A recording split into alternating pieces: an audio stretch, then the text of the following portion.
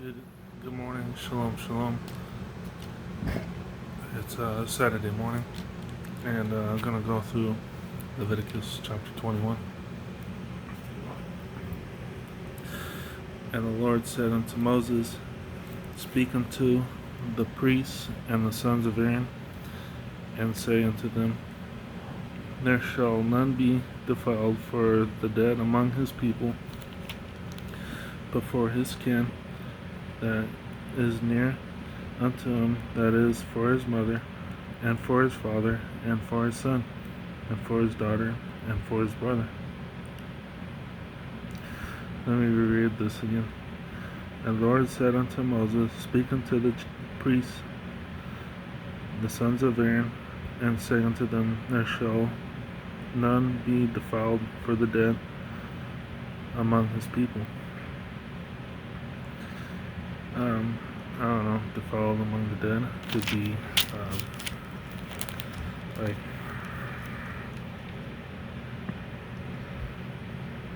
don't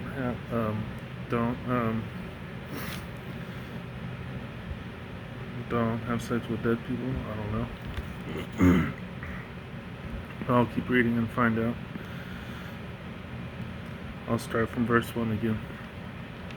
And the Lord said unto Moses, Speak unto the priests, the sons of Aaron, and say unto them, There shall none be defiled for the dead among his people, but for his kin that is near unto him, that is, for his mother, and for his father, and for his son, and for his daughter, and for his brother, and for his sister, a virgin that is nigh unto him, which hath had no husband.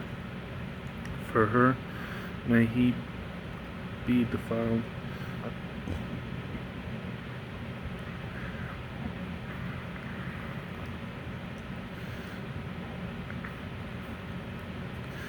But he shall not defile himself, being a chief man among his people, to profane himself. They shall not make baldness upon their head, neither shall they shave off the corner of their beard, nor make any cuttings in their flesh.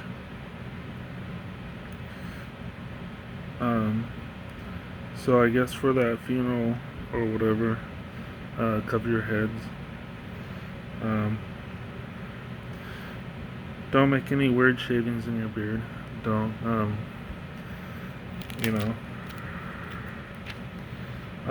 I'm not sure. It's not really specific. It says in the middle of verse 5, neither shall they shave off the corner of their beard. I don't know what the corner of the beard is. But anyways, nor make any cuttings in their flesh. Like what people do nowadays, where they cut their wrists in the middle of a boring classroom. But yeah, it's very specific about the beard, but it's not very specific how to do it in the Bible. Let's keep going. Verse 6. They shall be holy unto their God, and not profane the name of their God, for the offerings of the Lord made by fire, and the bread of their God they do offer, therefore they shall be holy.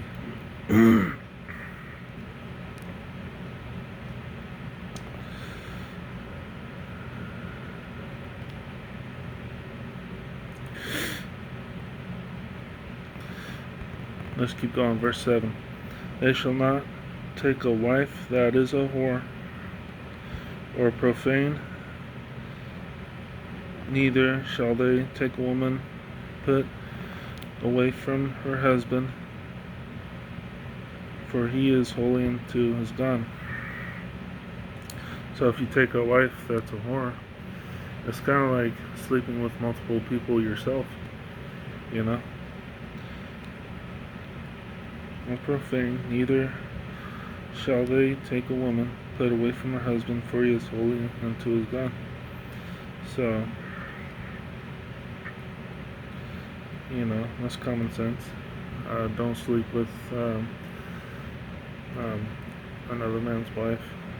especially a man that is holy, that worships the Lord himself. Let's keep going. Verse 8. Thou shalt sanctify him, therefore, for he offereth the bread of thy God. He shall be holy unto thee, for I, the Lord, which sanctify you, am holy. So I guess that's kind of like probably talking about the communion bread. Part of that is in there. Seems like it. Let me reread verse 8. Thou shalt sanctify him, therefore, for he offereth the bread of thy God. He shall be holy unto thee, for I, the Lord, which sanctify you, am holy. So it's kind of like, I guess it's talking about communion bread. It also talks about bread in verse 6 too. But let's keep going. We're in verse 9 now.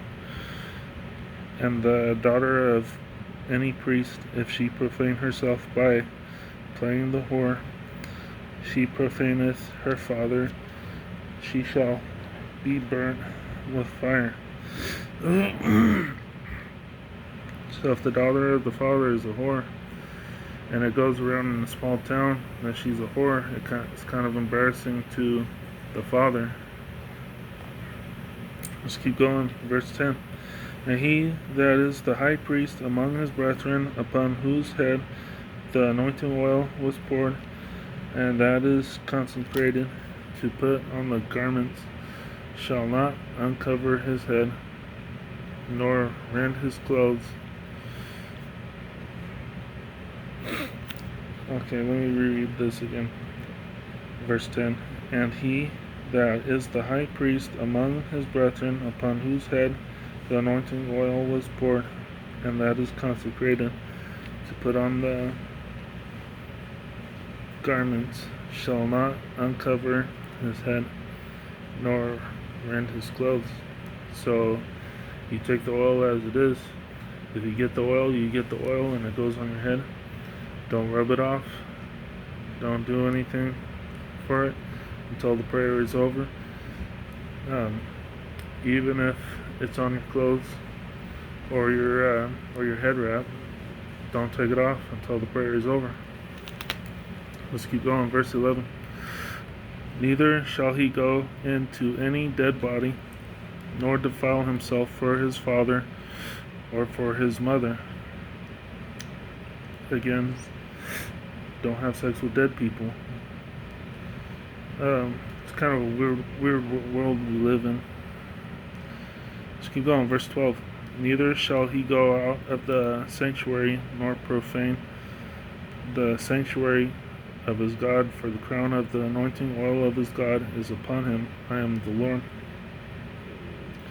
So they're talking about the man too, about whoring around and profaning himself. Like you could go to any like college campus area, and you find like many of these guys defiling themselves, going around, whoring around, sleeping with any woman he finds, because like, oh, take it for the bros, but it says right here, don't do it. Let's keep going. Verse 13. And he shall take a wife in her virginity, a widow or a divorced woman, or profane. Let me reread verse 13 again. And he shall take a wife in her virginity, a widow or a divorced woman, or profane, or an harlot. These shall he not take, but he shall take a virgin of his own people to wife.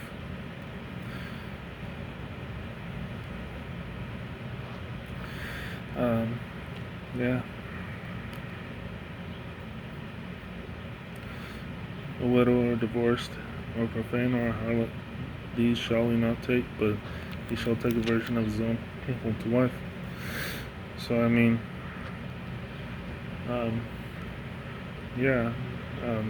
don't take a divorced woman or a widow or a whore, basically. if she's, it's kind of common sense too, because if she is just divorced, if she just got divorced, the husband may still have feelings for her, or she may still have feelings for the husband. So it's pretty unhealthy, you know. And yeah, but it's better to take someone who hasn't been married before. Um, also, um, also, you can pray about, um, if a woman is already not a virgin, you can pray about it. I mean, you guys can both pray together, and if you decide to not be a whore anymore, then you're basically like, I don't know, it goes further into the Bible, so I'm not going to get too deep into it until I fully understand the Bible. Let's keep going, verse 15. Neither shall he profane his seed among his people, for I, the Lord, do sanctify him. Don't go tell your sons, like, oh, have sex with as many women as you want. Because, oh, that's my boy, you know. No, you know. Don't profane your son either. Don't profane him either, you know. Don't, if your son comes back and says, oh, I had sex with 5 women in the last 2 months, don't encourage him. Don't say, oh, that's my boy, because he just he defiled himself, you know. Let's keep going, verse 16. And the Lord spake unto Moses, saying, Speak unto Aaron, saying, Whosoever he be of thy seed in their generations that hath any blemish, let him not approach to offer the bread of his God. For whatsoever man he be hath a blemish, he shall not approach a blind man or a lame, or he that hath a flat nose, or anything superfluous, or a man that is broken or broken-handed. Okay, let me reread verse 17 throughout again. Speak unto Aaron, saying, Whosoever be of thy seed and their generations that hath any blemish,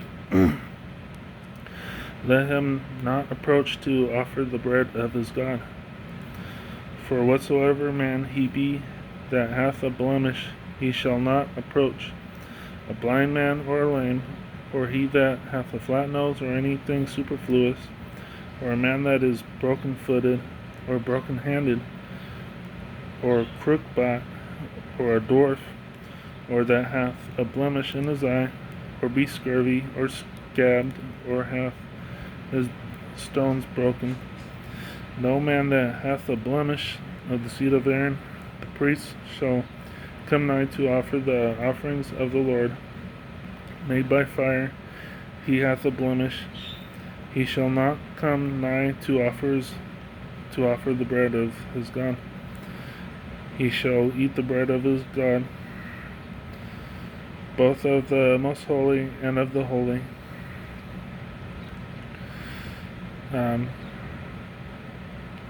That's I don't know, it's kind of obvious. Like, a guy with no legs should take the bread of the God. How is a guy with no legs going to offer bread to God if he can't walk up to the altar? You know. Just keep going. Verse 23. Only he shall not go in unto the veil, nor come nigh unto the altar, because he hath a blemish, that he profane not my sanctuaries. For I the Lord do sanctify them. And Moses told it unto Aaron and to his sons and unto all the children of Israel. Let me address verse 13 and all the way up to 14 real quick. And he shall take a wife in her virginity, a widow or a divorced woman, or profane or an harlot. These shall he not take, but he shall take a virgin of his own people to wife.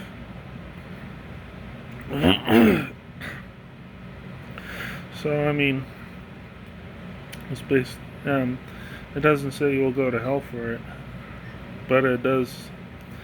I think is saying like it's better to take a woman that hasn't been married or hasn't been a widow, because basically, it's because it's better that way. It's better to have a virgin, but like it doesn't say you'll go to hell if you take a widow or a divorced woman. It doesn't say anything about the lake of fire. It's just recommended in verse 13 and 14. But I mean, it's not. It doesn't say you'll go to hell for it. I don't know if you get it or not. But yeah. Well, that's what I wanted to cover, and well, these are all the things. I think I covered everything in chapter 21. I'm not sure. Any questions you have, I'll address it. I will address it. Thank you very much for chiming in. Have a great day. Happy Sabbath.